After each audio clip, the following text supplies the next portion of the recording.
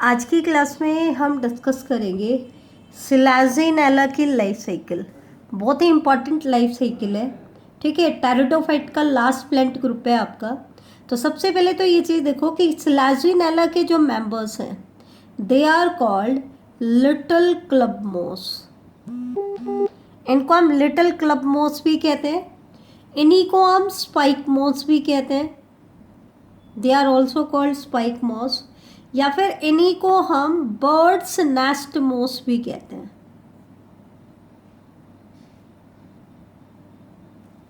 क्या कहते हैं बेटा? बर्ड्स नेस्ट मॉस भी कहते हैं, ठीक है। सिलाजीनेला की लगभग 800 स्पीसीज हमारे पास है। बहुत ही इंपॉर्टेंट एग्जाम्पल है क्योंकि ये एक टेरिडोफाइट का एग्जाम्पल है। तो इसकी प्लांट बॉडी होती है बेटा स्पोरोफिटिक। डोमिनेंट जो प्लांट बॉडी होती है, मेन जो प्लांट बॉडी होती है, वो कैसी होती है? स्पोरोफिटिक होती है। दैट मीन्स डिप्लॉयड होती है।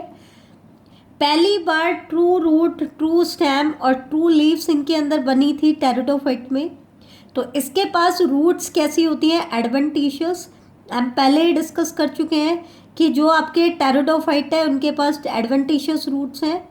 जिम्नोस्पर्म्स के पास स्टेप रूट है और एंजियोस्पर्म में आपको तीनों टाइप की रूट देखने को मिलेगी। स्टेम इनके केस में कैसे मिलेगी? आपको ब्रांच्ड स्टेम देखने को मिलेगी। लीव्स जो होंगे इनकी दे आर सिंपल, ससाइल, लिग्यूलेट। लिग्यूलेट का मतलब होता है कि उनके पास लीव्स में आपको लिग्यूल्स देखने को मिलेंगे। लीफ के बेस पे अपर सरफेस की तरफ टंग लाइक स्ट्रक्चर्स होती हैं जिनको हम कहते हैं लिग्यूल्स। तो लिग्यूलेट होते हैं लीव्स और साथ में माइक्रोफाइलस होते हैं, मतलब स्मॉल साइज के लीव्स इनके केस में प्रेजेंट होते हैं, ठीक है। तो ये मेन चीज हमने देखी कि प्लांट बॉडी कैसी होगी? स्पोरोफिटिक होगी। रूट्स कैसी होंगी? एडवेंटिशियस होंगी। स्टेम कैसी होगी? ब्रांच्ड होंगी। और लीव्स लिक्युलेट होंगे और आपके माइक्रोफाइलस होंगे। तो ये आपको ध्यान रखना है, ठीक है। जो प्लांट बॉडी होती है इनकी, वो प्लांट कैसा होता है बेटा? प्लांट जो होते हैं इनके केस में वो इरेक्ट होते हैं, सीधे होते हैं, लेकिन हैंगिंग होते हैं। इरेक्ट भी हो सकते हैं, हैंगिंग भी हो सकते हैं, या फिर ट्रेलिंग भी हो सकते हैं, पीछे की तरफ ट्रेल भी कर सकते हैं, ठीक है। ज़्यादातर जो है they grow in moist areas. ज़्यादातर कैसे एरियाज में आपको ग्रो करते हुए मिलेंगे? मॉइस्ट एरियाज में ये आपको मिलते हैं। हालांकि इसकी जो कुछ स्पीसीज हैं, some species they can tolerate drought conditions. वो ड्रॉट कंडीशंस को भी टॉलरेट कर सकती हैं। टॉलरेट कैसे करती हैं बेटा? उसको मैं आपको बता देती हूँ। वो क्या करती हैं, कैसे टॉलरेट करती हैं? They roll up into brown balls during drought की कंडीशंस के दौरान वो क्या करती है बेटा? उनकी जो प्लांट बॉडी होती है वो बॉल की तरह रोल अप हो जाती है, ब्राउन बॉल की तरह रोल अप हो जाती है। और इस हैबिट को हम कहते हैं उनकी सैस्पिटोज हैबिट। ध्यान रखना, ये हैबिट क्या कहलाती है? सैस्पिटोज हैबिट। अगर कोई आपसे पूछे सैस्पिटोज हैबिट क्या है तो आपको पता होना चाहिए। सैस्पिटोज हैबिट क्या है बेटा?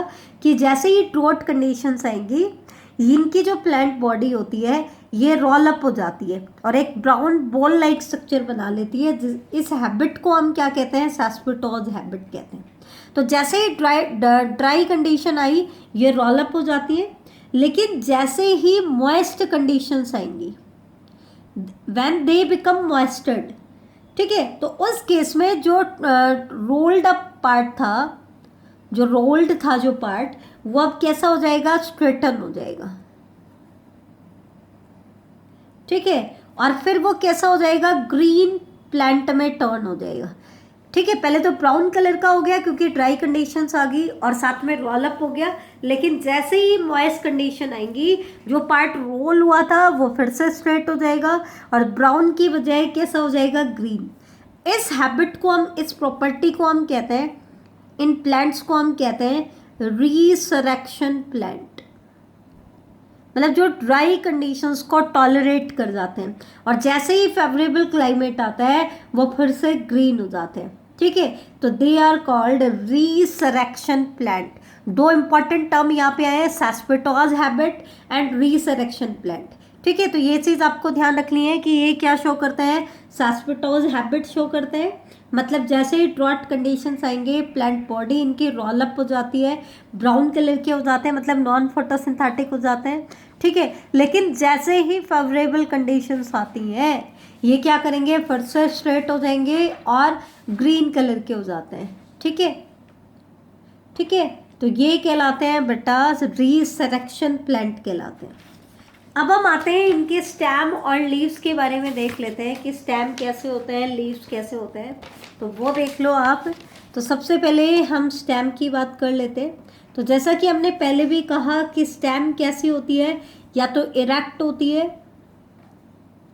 हैंगिंग हो सकती है,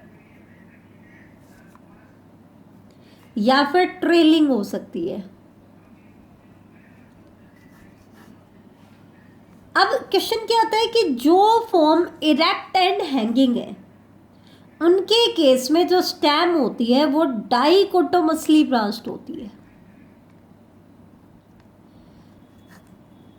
जो स्टेम इरेक्ट एंड हैंगिंग होते हैं उनके केस में कैसी ब्रांचिंग देखने को मिलती है, डाइकोटोमसली ब्रांच्ड होती हैं। कैसी होती हैं, डाइकोटोमसली ब्रांच्ड। डाइकोटोमसली ब्रांच्ड का मतलब क्या है कि जिस भी पॉइंट पे ब्रांचिंग होगी वहां पे ग्रोइंग पॉइंट जो होगा वो दो पार्ट्स में डिवाइड हो जाएगा। डाई डाई मतलब दो, जहाँ पे भी ब्रांचिंग होगी वहाँ पे दो ब्रांचेज आपकी निकलेंगी। तो ये ब्रांचेज, ये ब्रांचिंग पैटर्न हम कहते हैं डाइकोटोमस ब्रांचिंग, ठीक है। तो जो इरेक्ट और हैंगिंग फॉर्म है वो तो क्या शो करती हैं, डाइकोटोमस ब्रांचिंग शो करती हैं। लेकिन जो फॉर्म ट्रेलिंग होते हैं उनके केस में जो ब्रांचिंग होती है वो मोनोपोडियल होती है, एक ही साइड में ब्रांचेज आपकी निकलेंगी।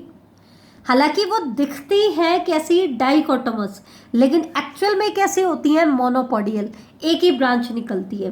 तो इनको हम मोनोपोडियल कह देते हैं, या फिर कई बार शूडो डाइकोटोमस भी बोल देते हैं। शूडो का मतलब क्या होता है बेटा, फॉल्स, कि ट्रू डाइकोटोमस ब्रांचिंग नहीं है लेकिन दिखती है कैसे, जैसे ये मेन एक्सिस है, इससे एक ब्रांच निकल रही है, तो हमें लगता तो क्या है कि ये दो ब्रांचेज में डिवाइड हो रहे हैं, जबकि है कैसी, मोनोपोडियल है, ठीक है। तो मोनोपोडियल है, या फिर हम क्या देते हैं, शूडो डाइकोटोमस ब्रांचिंग शो करते हैं। लीव्स की अगर हम बात करें तो लीव्स के केस में हमने क्या कहा था, लीव्स क्या कहलाते हैं, लिग्यूलेट होते हैं। माइक्रोफिलस तो है ही, साथ में क्या है, लिग्यूलेट है। लिग्यूलेट क्यों कह रहे हैं कि जितने भी लीव्स है ना, they bear a small scale at the base of adaxial surface.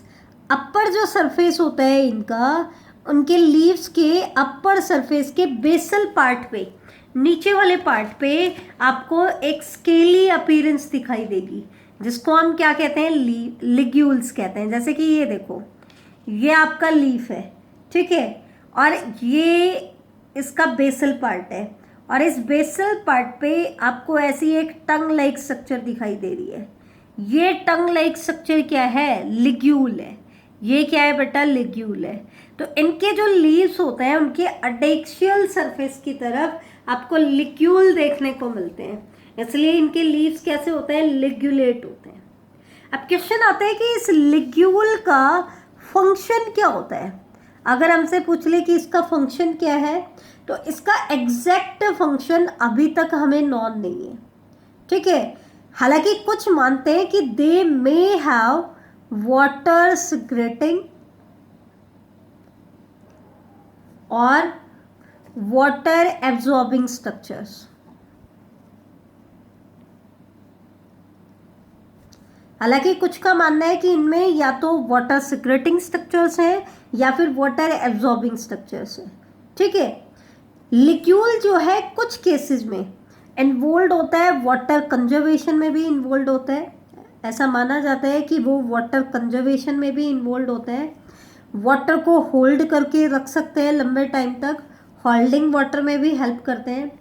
इसका मतलब क्योंकि वाटर को कंजर्व कर रहे हैं या वाटर को होल्ड करके रख रहे हैं, तो they prevent shoot desiccation. Dry condition में शूट ड्राई कंडीशन में फोल्ड अप हो जाती है ना, तो कुछ हद तक उसको शूट को डेसिकेट होने से बचाते हैं। ठीक है, there are evidences of secreting mucilaginous substance by ligule. ऐसा कुछ केसेस में हमें एविडेंस भी मिले हैं कि ये जो लिग्यूल होता है ये किसी म्यूसिलेजिनस, एक स्टिकी मटेरियल की सिक्रीशन भी करता है। म्यूसिलेजिनस सब्सटेंस की क्या करता है, सिक्रीशन करता है। इसके कुछ एविडेंस हमारे पास है। ठीक है, तो ये चीज़ आप ध्यान रखना। अब आगे लीव्स की फर्दर टाइप्स की बात करें कि मॉर्फोलॉजिकली हमें कैसे कैसे लीव्स देखने को मिलेंगे, तो आपको सिलेजिनेला में 2 तरह की स्पीसीज देखने को मिलेंगी। सब जीनस होता है इनका, एक तो होता है होम्योफाइलम। होमो वर्ड किससे आया है, सेम से। इनके केस में तो जितने भी लीव्स हैं ना सारे एक जैसे हैं, दे आर आइसोफाइलस। आइसोफाइलस मतलब सेम टाइप की लीव्स हैं और वो स्पाइरली अरेंज्ड होते हैं। सेम टाइप के लीव्स हैं और कैसे अरेंज हो जाते हैं, स्पाइरली अरेंज्ड होते हैं। लेकिन जो दूसरा सब जीनस है इनका, हेट्रोफाइलम, उसके हेट्रो का मतलब ही क्या होता है बेटा, डिफरेंट होता है। तो इनके केस में अलग अलग टाइप के लीव्स होंगे, तो वो शो करते हैं बेटा डाइमॉर्फिक लीव्स। और ये मतलब डाई मतलब 2, मॉर्फोलॉजिकली 2 टाइप के लीव्स होंगे एंड दे फॉर्म 4 रोज। और ये लीव्स जो होंगे वो 4 रो में अरेंज होते हैं। कितने रोज में अरेंज होते हैं, 4 रोज में अरेंज होते हैं। कैसे, जो 2 रो होती हैं, जो 2 जो रो होती हैं वो तो होती हैं स्मॉल डॉर्सल लीफ की, छोटे डॉर्सल लीफ की। और जो 2 रो होंगी वो कैसी होंगी, large lateral leaf, large size के लेटरल लीव्स की। तो 2 तरह के लीव्स हैं इनमें। स्मॉल साइज के लीफ वो डॉर्सली लोकेटेड होते हैं, और 2 होते हैं लार्ज साइज के लीव्स, वो कैसे होते हैं, लेटरली लोकेटेड होते हैं। तो इनकी जो हेट्रोफाइलम स्पीसीज है उनमें 2 टाइप्स के लीव्स आपको देखने को मिल रहे हैं, और जो इसकी होमोफाइलस स्पीसीज है उनमें आपको एक ही टाइप की लीव्स देखने को मिलेंगी। ठीक है, तो लीव्स का डिस्ट्रीब्यूशन क्या है, ये अलग अलग होता है इनमें। अब हम आ जाते हैं इनके रूट्स को लेकर के कि इनके केस में रूट्स कैसी होती है। तो रूट्स की अगर हम बात करें तो इनका एक पिक्यूलियर कैरेक्टर होता है, और वो पिक्यूलियर कैरेक्टर क्या होता है कि roots develop at the tip of non-green thread-like leafless structure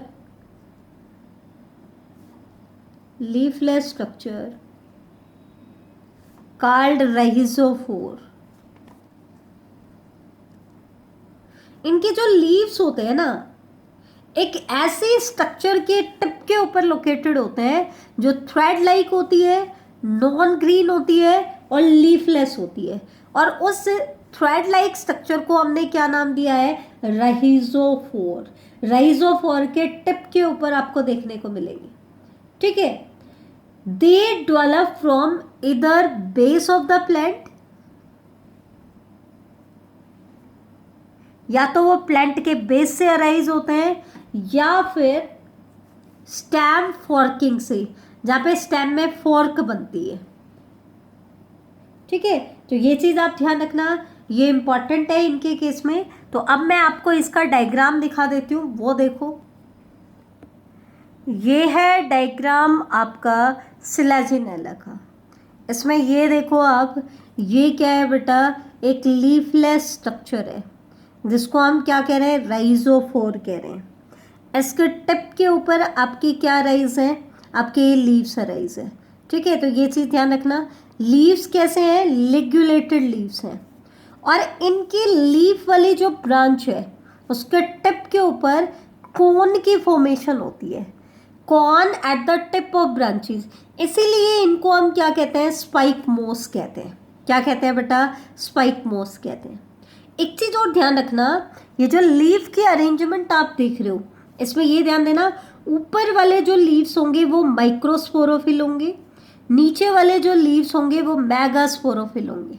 इसका मतलब ऊपर वाले लीव्स के ऊपर आपको माइक्रोस्पोरेंजिया की फॉर्मेशन देखने को मिलेगी, और नीचे वाले लीव्स पे आपको मेगास्पोरेंजिया की फॉर्मेशन देखने को मिलेगी। ठीक है, इसका मतलब दो टाइप के स्पोर बनेंगे। हेट्रोस्पोरस होता है सिलाजिनेला, कैसा होता है? हेट्रोस्पोरस।